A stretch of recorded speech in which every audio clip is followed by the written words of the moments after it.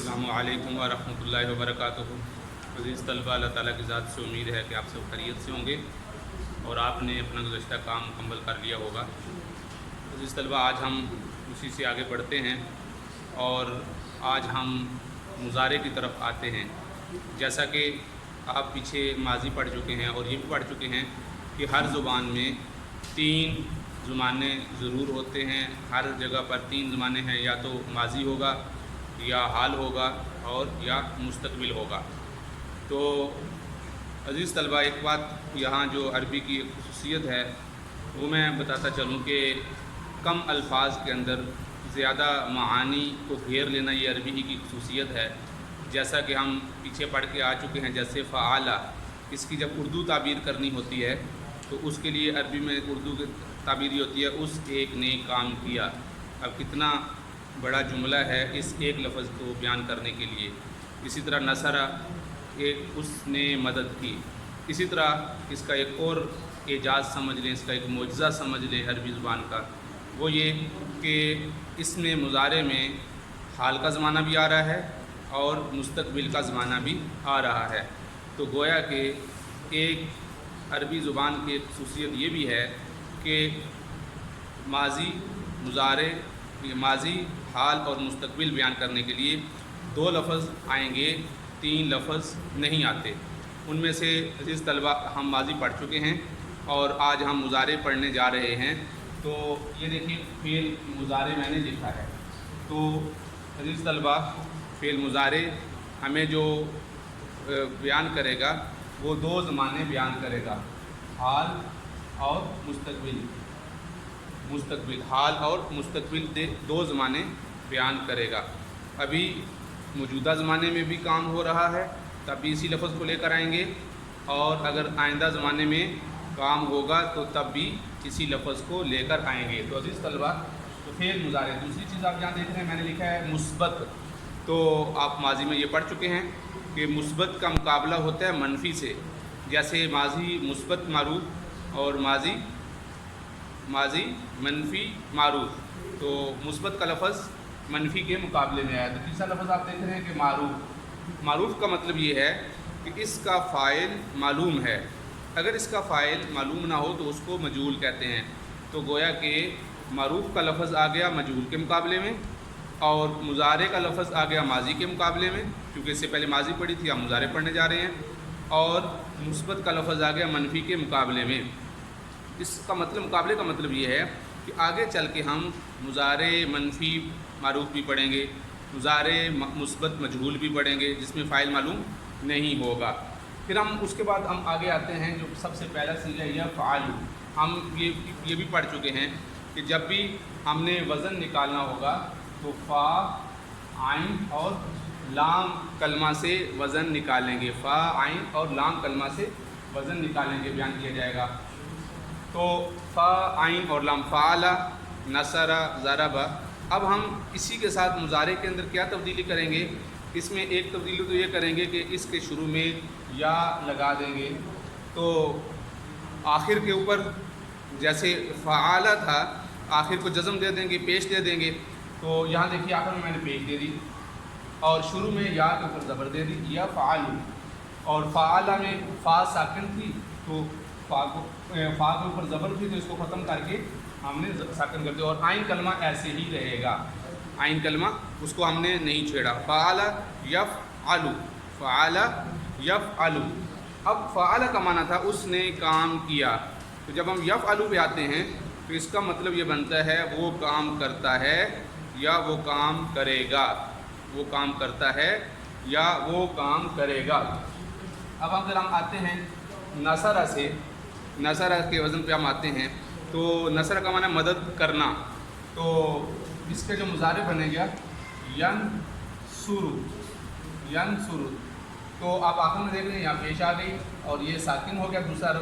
और ये जो आइन कलमे पे उसकी हरकत, जो बाप की अपनी हरकत है नसरा की, यनसुरु आएगी, सामिया की यसमाउ।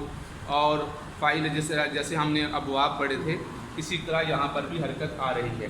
तो यनसुरु का माना होता है वो मदद करता है और वो मदद करेगा, वो मदद करता है या वो मदद करेगा। यज़रिबु, वो मारता है اس کا یہ ترجمہ بھی ہو سکتا ہے، اور وہ مارے گا، یقرع وہ پڑھتا ہے اور وہ پڑھے گا، یعنی دونوں میں سے کوئی بھی جو مناسبت کے اعتبار سے ترجمہ ہوگا وہ لگا لیں گے۔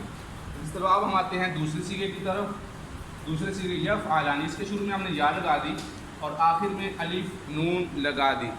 آپ نے ماضی میں یہ پڑھا تھا کہ آپ یہ ماضی میں پڑھ چکے ہیں کہ وہاں پر تثنیہ بنانے کے لیے آخر میں الف لگاتے تھے، جیسے ضرب سے ضربا، اور واو الف لگا دیتے تھے جب جمع بناتے تھے، ضرب سے ضربو، نصرو، سمعو، قتلو۔ اسی طرح یہاں پر یہ تثنیہ کی الف نون کی علامت ہے اور یہ مستقل ایسے ہی رہتی ہے۔ یفعلانی وہ دو مرد کام کرتے ہیں یا وہ دو مرد کام کریں گے، تو یہ تثنیہ کی علامت ہو گئی، تثنیہ۔ اب ہم آتے ہیں جمع کی طرف۔ تو جمع میں جیسے ماضی میں واو کا اضافہ کیا تھا تو مضارع میں واو کے ساتھ نون کا بھی اضافہ کر دیں گے اور شروع میں یا لگا دیں گے۔ تو گویا کہ آپ عزیز طلبہ دیکھ رہے ہیں کہ غائب، مذکر، یہ جو تینوں سیغے ہیں یہ مذکر غائب کے سیغے ہیں۔ جمع مذکر غائب، واحد مذکر غائب، تثنیہ مذکر غائب کے یہ سیغے ہیں۔ تو عزیز طلبہ یہ دیکھ رہے ہیں یفعلون، کوئی بھی سیغہ ہوگا، مثال کے طور پہ ہم قتل کا لفظ لے لیتے ہیں تو یقتلون، سمیع کا لفظ لے لیتے ہیں یسمعون، اور کوئی بھی ہم لفظ لیں گے تو اس کے شروع میں یا علامت مضارع اور آخر میں واو نون کا اضافہ کر دیں گے تو یہ جمع مذکر غائب کا سیغہ بن جائے گا۔ تو یہ واو نون یہ جمع مذکر کی علامت ہے اور الف نون یہ تثنیہ کی علامت ہے، اور اس کے ساتھ یہ مؤنث کے اور مذکر دونوں کے ساتھ آتا ہے۔ یہ الف نون مؤنث اور مذکر دونوں کے ساتھ آئے گا، مؤنث کے ساتھ بھی پلس مذکر کے ساتھ بھی آئے گا، جبکہ واو نون صرف مذکر کے ساتھ خاص ہے، مؤنث کے ساتھ نہیں آئے گا۔ واو نون مؤنث کے ساتھ نہیں آئے گا، واو نون مذکر کے ساتھ حاضر اور پلس غائب کے لیے آئے گا۔ اب یہاں دیکھ رہے ہیں غائب ہے یفعلون، وہ سب مرد کام کرتے ہیں۔ میں اگر یہ اردو میں پوچھتا ہوں وہ سب مرد قتل کرتے ہیں، یقتلون، وہ سب مرد پڑھتے ہیں، یقرؤون، وہ سب مرد لکھتے ہیں، یکتبون۔ اسی طرح جو بھی ہم اس کی عربی کی لکھتے چلے جائیں گے تو اس کے ساتھ ساتھ یہ اضافہ ہوتا چلا جائے گا۔ اب ہم آتے ہیں مؤنث کے سیغے کی طرف۔ واحد مؤنث غائب کا سیغہ، اس کے لیے مؤنث کے لیے تا آتی ہے، تو یہ یاد رکھیے گا، مؤنث کے لیے بھی تا ہے اور اسی طرح حاضر کے سیغوں کے لیے بھی تا ہے۔ تو جب مؤنث کے لیے تا ہے، حاضر کے سیغے کے لیے تا ہے، اس میں کوئی فرق نہیں ہوگا، تو یہ مؤنث کا سیغہ بھی بن سکتا ہے اور مذکر کا سیغہ بھی بن سکتا ہے۔ تفعل واحد مذکر حاضر کا بھی سیغہ یہی ہے اور اسی طرح واحد مؤنث غائب کا بھی سیغہ یہی ہے۔ تفعل وہ ایک عورت کام کرتی ہے، تو یہ علامت تا دو چیزوں کی علامت ہو جائے گی، ایک تو علامت ہوگی مؤنث کی تا شروع میں آ جانا، اور دوسری علامت ہوگی تا واحد مذکر حاضر کے لیے، حاضر کے سیغوں میں بھی آئے گی۔ تفعل وہ عورت کام کرتی ہے، تفعل وہ عورت کام کرتی ہے، وہ عورت پڑھتی ہے، وہ عورت پڑھتی ہے، تقرأ وہ عورت لکھتی ہے، تکتب۔ اسی طرح یہ مؤنث کے لیے تا شروع میں اور آخر میں بالکل وہی علامت جیسے آپ آخر میں دیکھ رہے ہیں کہ یہ وہاں بھی پیش تھی، یہاں بھی پیش ہے، اور الف نون یہاں آ گیا، یہاں الف نون آ گیا، یہاں واو نون آ گیا، یہاں واو نون آ گیا۔ اور تثنیہ کے لیے میں نے یہ ذکر کیا تھا کہ مذکر اور مؤنث کا کوئی فرق نہیں ہوتا، تو یہاں پر جیسے تفعلان یہاں پر بھی آ گیا، یہاں پر بھی آ گیا، یہ بھی آ گیا، تو تثنیہ مذکر غائب اور تثنیہ مؤنث غائب دونوں میں کوئی فرق نہیں ہے، اس کے لیے الف نون کے ساتھ تثنیہ بنایا جائے گا۔ اب ہمارا ایک سیغہ رہ گیا جمع مؤنث غائب کا، وہ بنتا ہے یفعلن، یفعل یفعلان، یفعلون، تفعل تفعلان، یفعلن۔ اب آپ مؤنث کے سیغے جب جمع پہ پہنچیں گے تو یا دوبارہ واپس آ جائے گی۔ آپ دیکھ رہے ہیں کہ پہلے تا آ گئی تھی جو تثنیہ اور مؤنث ان دونوں سیغوں میں رہی ہے، لیکن جب ہم جمع مؤنث کے سیغے میں آئے ہیں تو وہ تا واپس آ گئی۔ اب یہ اس کے شروع میں یا اور آخر میں نون کے اوپر زبر، یہ آپ نے یاد رکھیں، نون کے اوپر زبر یہ غائب کی علامت ہے۔ حاضر کے لیے تانون آئے گی، وہ ہم انشاءاللہ آگے پڑھیں گے، لیکن ابھی فی الحال آپ اتنا ہی یاد رکھیں۔ تو یہ نون آئے گی جو جمع مؤنث غائب کے شروع میں یا آ گیا اور آخر میں نون آ گیا، تو یہ جمع مؤنث کی علامت بن گئی۔ تو آج ہم نے عزیز طلبہ 6 سیغے پڑھ لیے۔ شروع میں یا اور جو دوسری علامت مضارع ہے تا، ان کو علامت مضارع بھی کہا جاتا ہے، یا اور تا۔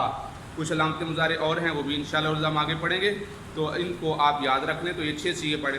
اسی طرح کوئی بھی یضربو یضربان یضربون، تضربو تضربان یضربنا، نصر نصر، ینصر ینصران ینصرون تنصر، اسی طرح تمام چیزوں کے ساتھ یہ آئے گا۔ تو عزیز طلبہ اس کو سن لیں، انشاءاللہ مجھے امید ہے کہ یہ آپ کو سمجھ آ گیا ہوگا۔ کوئی بات پوچھنی ہوتی ہو آپ مجھے پرسنل میں پوچھ سکتے ہیں۔ السلام علیکم ورحمۃ اللہ وبرکاتہ۔